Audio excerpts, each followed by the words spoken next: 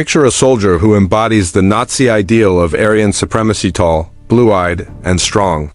This man is often seen as the epitome of racial superiority, a warrior destined to herald the future of National Socialism.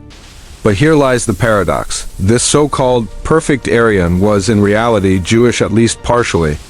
It's a complicated story, one that highlights the absurdities and contradictions of Nazi ideology. From their rise to power in the 1930s, the Nazis were fixated on racial purity, a belief that was both deeply flawed and devastatingly destructive. They envisioned a world where the Aryan race reigned supreme over all others, leading to horrific consequences. But how did individuals deemed racially impure end up contributing to the very war machinery aimed at their own communities? Understanding the Nazis' definition of an Aryan is essential. Originally, the term referred to ancient settlers in regions that are now Iran and northern India, but by the 19th century some Germans began to misinterpret this history, claiming a connection to these conquerors and weaving a narrative of superiority that filled their narratives and their prejudices.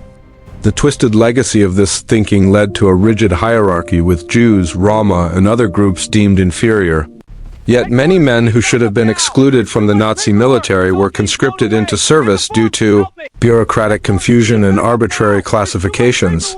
Enter the story of Vera Goldberg, an ordinary soldier caught in a complicated web of identity. His life is a stark reminder of the utter hypocrisy within the Nazi ideology, a soldier seen as the Aryan ideal, who in reality had Jewish ancestry. Join us as we unravel the paradox of Vera Goldberg and the complex fabric of identities during one of history's darkest chapters, where racial purity and loyalty were twisted into a haunting facade. Nazi Germany's obsession with racial purity stemmed from a combination of dubious historical theories and misinterpretations of Darwinism.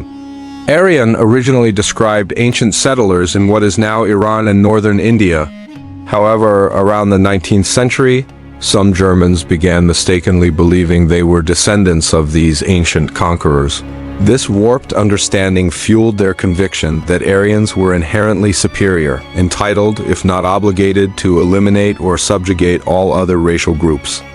Jewish people were particularly targeted within this ideology, but they weren't alone. Roma, Black, Asian populations, and even other European ethnicities like the Slavs were labeled inferior. Nazis believed they could identify these supposed inferiors based on arbitrary traits such as skin color and physical characteristics. The idealized Aryan included tall stature, light skin, and striking blonde hair, paired with blue eyes, attributes heavily promoted in German propaganda. Ironically, most Germans didn't fit this description, including Hitler himself. In truth, the ideals were flexible. Nobody was sent to Auschwitz simply for having brown eyes.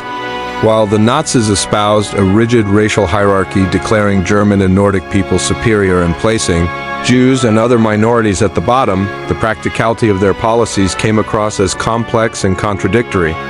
Not only did they espouse disdain for supposed Asiatics, but they also allied with Japan during World War II, deeming the Japanese as honorary Aryans, an outright contradiction to their own racial beliefs.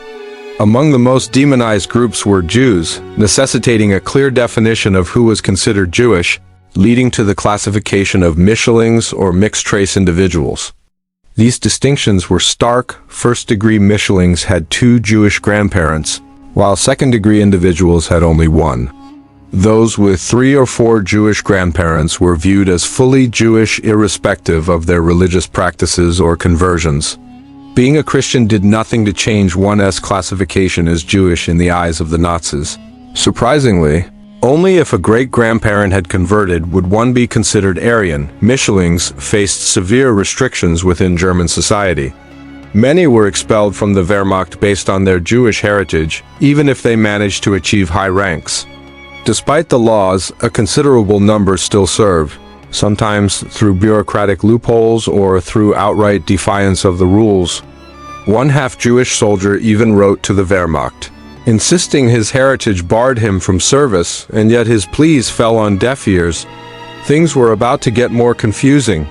Some Mischlings and others labeled as non-Aryan received exemptions through what were called German blood certificates, a legal document proclaiming their Aryan status. Around 2,000 men could claim Aryan lineage by official decree rather than bloodlines. It is estimated that up to 150,000 soldiers of partial Jewish descent served in the Wehrmacht during World War II, ranging from lowly foot soldiers to higher-ranking officers despite their heritage. Vera Goldberg would become a notable example. Born just a month shy of his 20th birthday when war broke out, he joined the Reich's labor service before enlisting in the military in 1938. He fought valiantly in Poland and France, and an iconic photo of him was later circulated, captioned "The Ideal German Soldier." Ironically, Vera was indeed only a half-Jew. His father had converted to Christianity without him knowing, meaning Vera had two Jewish grandparents. After Hitler's decree in April 1940 expelled half-Jews from military service, Goldberg was discharged, only to turn to tailoring, where he fabricated uniforms for the very army that had dismissed him. His family faced continuous persecution. In 1942, his father was apprehended and sent to a Jewish hospital, preparing for deportation to Auschwitz. But on Christmas Eve, Vera acted.